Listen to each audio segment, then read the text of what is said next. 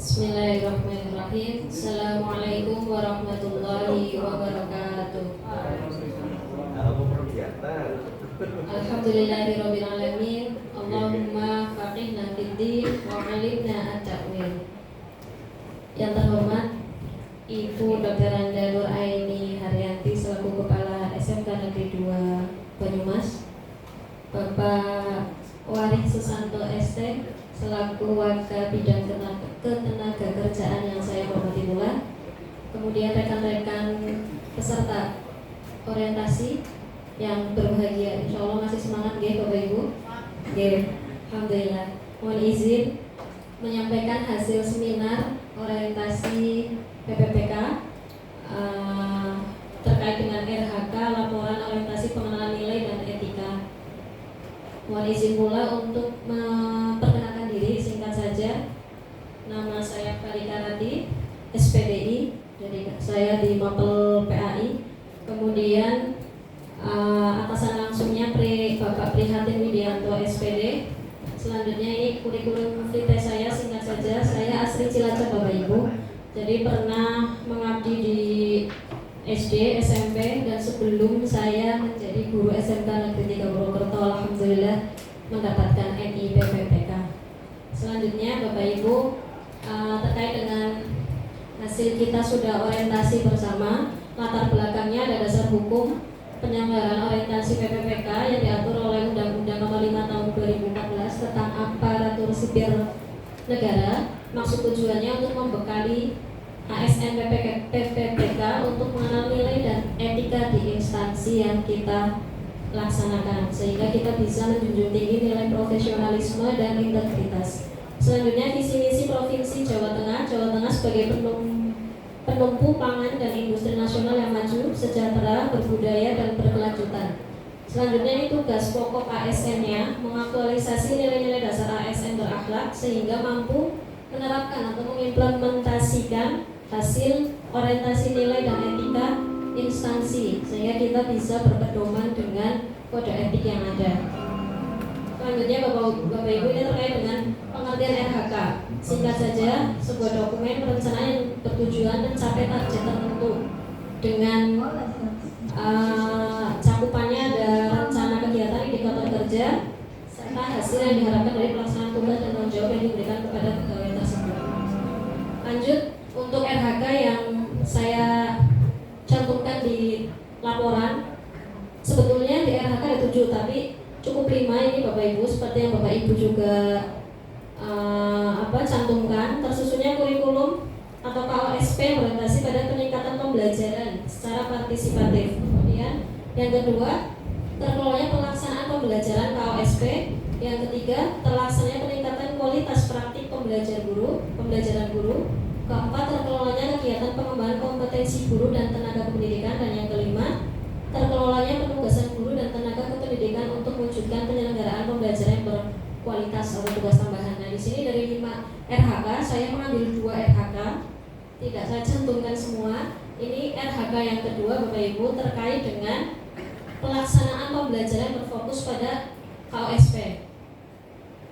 Indikator kerja individunya terkait dengan tingkat kehadiran di dalam kelas untuk meningkatkan kualitas pembelajaran. Nah, di sini penerapan nilai berakhlaknya sudah saya cantumkan. Melaksanakan tugas dengan jujur itu akuntabel. Kemudian saya akan memahami memenuhi kebutuhan peserta didik. Jadi melayani sesuai dengan apa yang peserta didik butuhkan. Itu berorientasi ke pelayanan dan kolaboratifnya, melakukan penilaian secara terbuka dan bekerja sama dengan rekan sejawat. Dan yang terakhir, kompeten mendampingi peserta didik ketika mendapat kesulitan. Jadi tetap mendampingi peserta didik.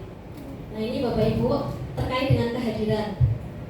Di SMK kami sudah menerapkan jurnale atau elektronik jurnal. Jadi e-jurnal sebetulnya biasanya kan kita itu kalau presensi dengan manual G.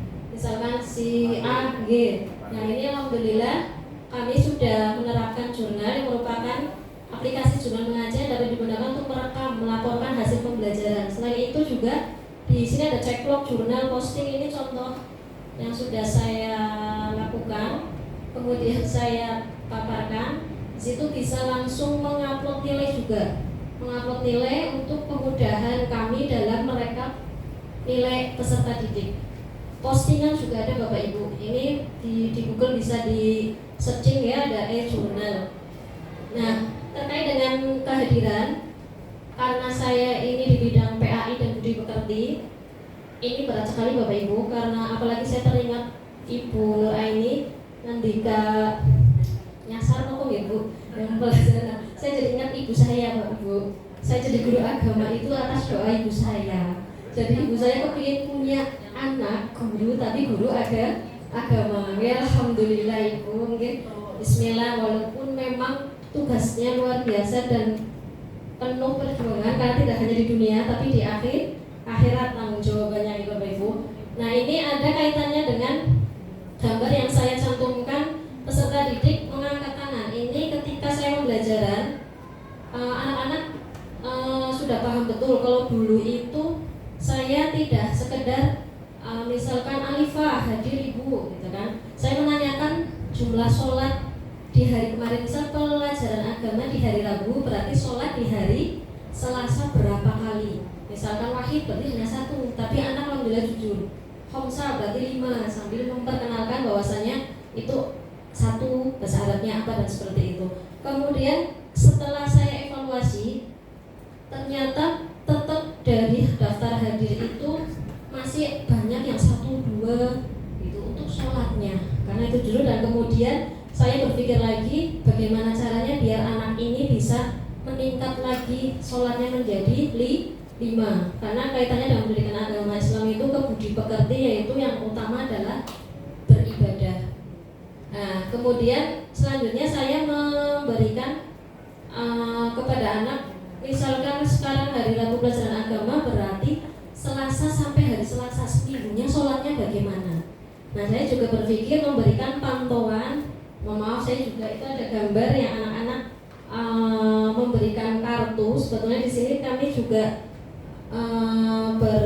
sinergi dengan orang tua, selain dengan guru agamanya bisa dipantau oleh orang tua, dan nanti di akhir semester itu bisa mengumpulkan dan ditandatangan oleh wali kelas itu untuk memantau pembiasaan dalam kewajiban sholat 5 waktu. Itu terkait dengan kehadiran. Kemudian selanjutnya ini hal yang ketiga, tidak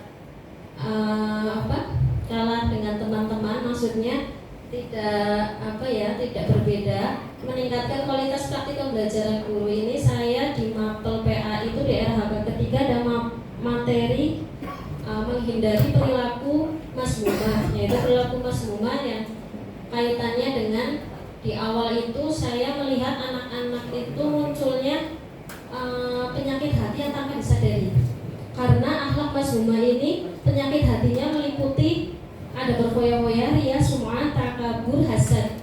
Nah, saya memberikan tugas ke anak video pendek, sebenarnya tidak, ya hampir sama dengan rekan-rekan yang lain. Video pendek ini saya memberikan tugas ke anak untuk berkelompok. Saya jadikan 6 kelompok, kemudian anak membuat video pendek terkait dengan cara menghindari sikap berfoya-foya, ria, sum'ah, takabur, dan hasad. Peserta didik di hasilnya lebih antusias mempelajari manfaat menghindari penyakit hati. Tanpa disadari kadang anak-anak itu sudah punya, misal contoh kecilnya sudah punya tumbler 1, beli lagi dan beli lagi. Ini ternyata kadang tanpa disadari masuk ke bagian dari penyakit hati sekedar foya. Kemudian pembelajaran yang menyenangkan dan berinovasi. Jadi anak itu tidak sekedar meresum, tapi anak membuat video pendek yang durasinya maksimal 3 menit, minimal 1 menit. Sebetulnya kami laksanakan karena di akhir ini ada asesmen sumatif di akhir semester. Begitu. Kemudian kesimpulan kegiatan ini sepadan dengan visi Provinsi Jawa Tengah, industri nasional yang mandiri, maju, sejahtera, dan berbudaya serta berkelanjutan.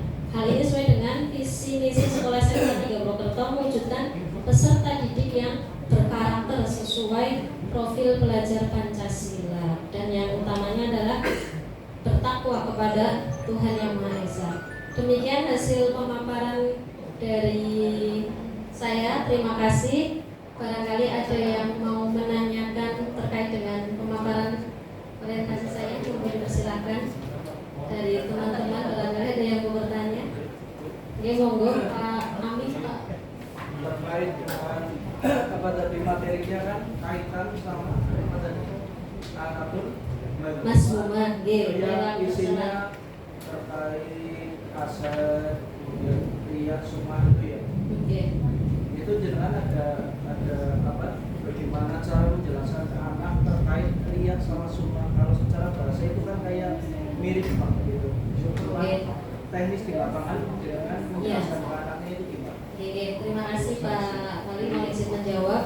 Memang tadi ada perilaku Mas Buma itu foya-foya, ria, sum'ah, takabur sama hasad ya. Nah, ria sum'ah ini memang persamaannya kalau di bahasa simpelnya kita kan pamer ya, pamer. Tapi ternyata ada perbedaannya Bapak Ibu semua. Kalau ria itu lebih terlihatkan. Contohnya itu saya memahamkan kepada anak itu, kalau kamu misalkan punya sikap yang pengen sodako tapi ingin dilihat sama si A si B, atau contoh kecilnya gini, sholat dulu berjamaah di sekolah itu melihat oh ada Bu Aflah, saya sholat dulu jamaahnya di masjid aja gitu. Nah itu iya, jadi niatnya itu jadi pengen dilihat oleh orang, jadi kebaikannya pengen diperlihatkan, itu ria nih Bapak. Tapi kalau sum'ah itu lebih ke memperdengarkan, menceritakan kebaikan kita sendiri. Nah, ini yang saya menekankan ke anak-anak, karena kalau anak-anak itu biasanya pahamnya oh itu pamer ya Bu gitu. Ya betul, sama-sama pamer tapi ada bedanya. Kalau dia diperlihatkan, kalau sum'ah itu diperdengarkan. Ya contoh kecilnya, nauzubillah, semoga kita tidak seperti itu ya. Sudah aku 1 juta diceritakan seperti itu, ya. Itu contoh kecilnya Pak Amin Nudin ya. Gimana? Anak-anak biasanya kan kayak apa ya, kalau lagi semangat orang tahu nih betul itu soal itu program di lapangan seperti itu. Jadi kita ya misalnya apa ya, kita motivasinya kan tidak bukan itu, tapi dia luar biasa. Ya, sama-sama Pak Amin Nudin. Jadi Bapak Ibu monggo Pak Wali. Kita beri aplaus dulu Ibu. Untuk berikutnya memberi. Ya, terima kasih. Aflah sudah luar biasa. Kalau kita memberikan sentuhan sentuhan rohani, ya, memang harus sadar sekali. Apalagi hal-hal seperti ini itu kadang tidak dirasakan, ya kan? Tidak dirasakan, muncul begitu saja. Jangankan siswa kita yang sudah dewasa saja kadang-kadang seperti itu, kadang-kadang muncul. Baik, mungkin hal-hal seperti ini bisa bisa juga diterapkan di mata lain, karena pendidikan agama itu tidak hanya di mata pelajaran agama saja, tapi di semua mata, karena di situ ada seperti kelima elemen bertakwa dan sebagainya ya.